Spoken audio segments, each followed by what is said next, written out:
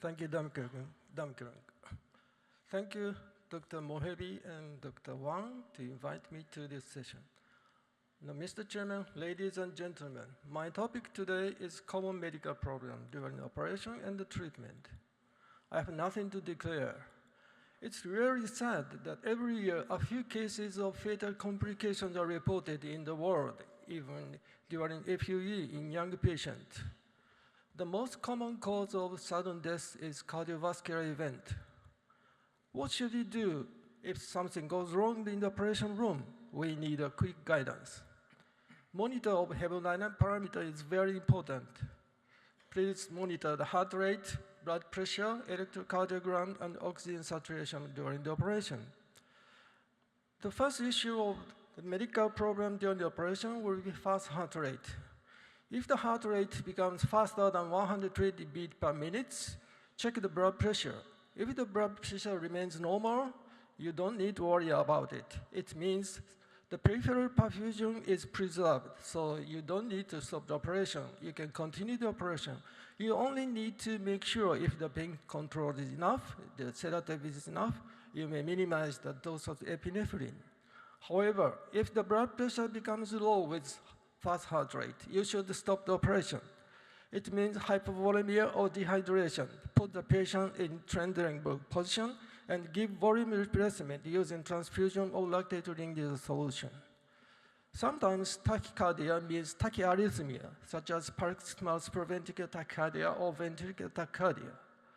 What is paroxysmal supraventricular tachycardia, PSVT? The heart rate of PSVT is between 130 to 230 beats per minute. Symptom includes palpitation, dizziness, or sometimes no symptoms at all. It is sometimes misdiagnosed as a panic attack. PSVT starts and stops abruptly. It converts into regular sinus rhythm again in a few seconds or in a few minutes. So PSVT is not dangerous. You can accept the patient for the operation. What about preventive ventricular contraction, PVC or ventricular tachycardia? PVC with 1 or 2 beats is not dangerous. You can accept the operation in such a patient. But PVC with more than 3 beats is different. It is called short-run VT, lasting less than 30 seconds. It is also called non-sustained VT. Non-sustained VT sometimes changes to sustained VT, which is dangerous. So you should not accept the operation, send the patient to cardiologist, and after the medical treatment, you can achieve safe surgery. The next issue will be chest pain or chest discomfort. The symptoms of angina pectoris include not anterior chest pain, but epigastralgia, anterior throat pain, left shoulder pain, or left tooth pain. If your patient complains the symptom of angina pectoris, before calling ambulance, you should begin the treatment before your physicians. Check blood pressure and heart rate first. Usually blood pressure and heart rate remains normal. Then give nitroglycerin. A tablet or spray, sublingual nitroglycerin works effectively. Chest pain disappears within a few minutes. If chest pain still persists, you can repeat nitroglycerin every 5 minutes up to 3 times. Usually chest pain disappears. If chest pain still persists after 3 times of nitroglycerin, it means it is not angina pectoris. Anyway, after the chest pain has resolved, you can continue the operation. You have time to finish the operation quickly.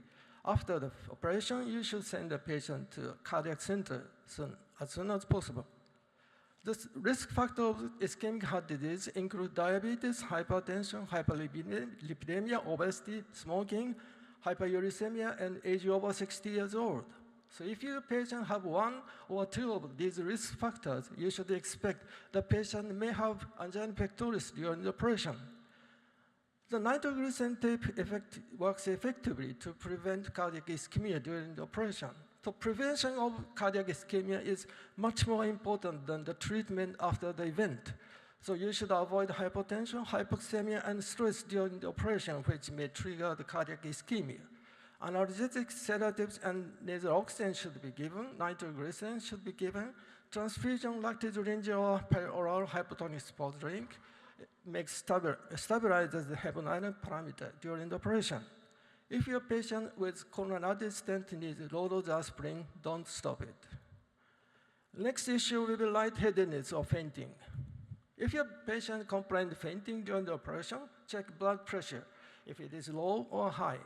The combination of low blood pressure and slow heart rate means hyperactivity of vagus nerve, so put the patient in trembling position and wait for a while.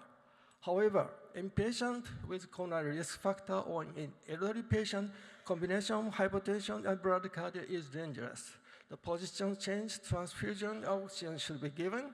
If it really works very effectively to recover the blood pressure without any side effect. The next issue will be high blood pressure. If the blood pressure becomes high during the operation, if it is from 160 to 180 millimeters in mercury, please give the additional painkiller or sedatives. If the blood pressure becomes greater than 180 millimeters in mercury, stop the operation. Summary. Sometimes patients without previous treatment for high blood pressure visit your clinic. Then check the blood pressure. Usually high blood pressure means operating room anxiety. Start sedatives and make sure if the painkiller patient is comfortable. If blood pressure is still high, please give oral midazolam, amlodipine, or nifedipine. Sublingual nifedipine is not recommended by the FDA, which may trigger low blood pressure and increase mortality. So in conclusion, maintenance drugs should be continued. Antihypertensive drug, including beta blocker or low-dose aspirin, should not be stopped in patients with coronary stent. What about other kinds of drugs? For example, beta blocker, antiarrhythmic drugs, clopidogrel, warfarin, or DOAC. You should talk to the patient cardiologist. If the cardiologist agrees to stop the drug, you can stop it, but only a few days, not longer.